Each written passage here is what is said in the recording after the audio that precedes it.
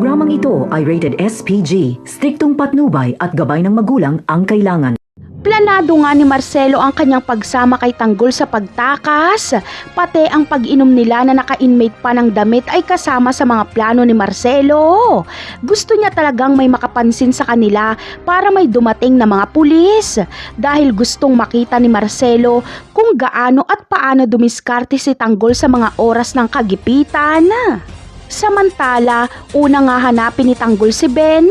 Umaasa siyang nahanap na ni Ben ang asawa ni Mokang. Pupunta muna si Tanggol sa bahay nila Mang Berting, ngunit wala doon si Mang Berting.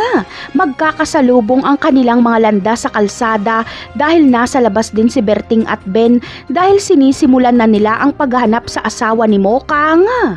Ikakagulat ni Mang Berting ang ginawang pagpoga ni Tanggol. Ngunit hindi niya ito masusumbatan dahil isa na din siyang pugante. Ikakatuwa naman ni Ben na nakatakas si Tanggol ng ligtas.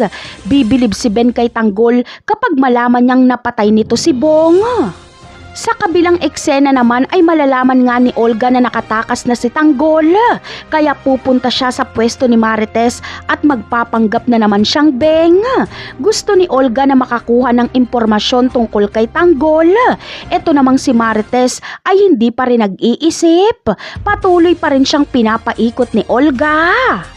Samantala, naglinis naman si Tinding ng kwarto ni Senyora Bettina. Mayroon siyang nakitang basag na bagay doon kaya sinabi niya ito sa Senyora. Dito ay galit na galit si Senyora Bettina kay Tinding. Si Tinding ang pinagbibintangan niyang bumasag nito. Gusto niyang saktan si Tinding. Ang hindi niya alam ay nagtitimpi lang si Tinding. Pag magkataon ay lagot siya kay Tinding. Napakarami pa nating dapat abangan sa mga susunod na episode. Paalam!